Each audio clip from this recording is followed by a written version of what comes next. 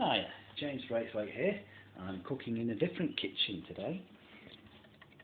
Today is going to be a good British favourite. I'll show you now.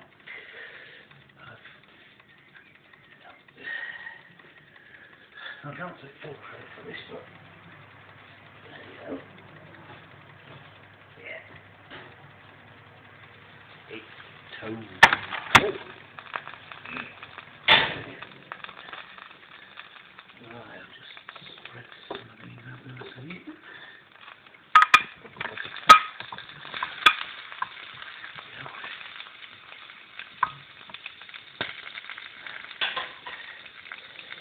I've mixed this Yorkshire pudding batter mix up just now.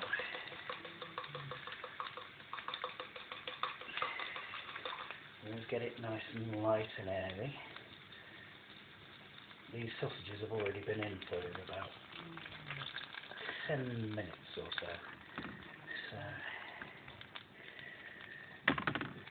And you put the Yorkshire pudding in like that. Ideally, you cook it for another 15 or 20 minutes. I'll have an onion gravy with this. So,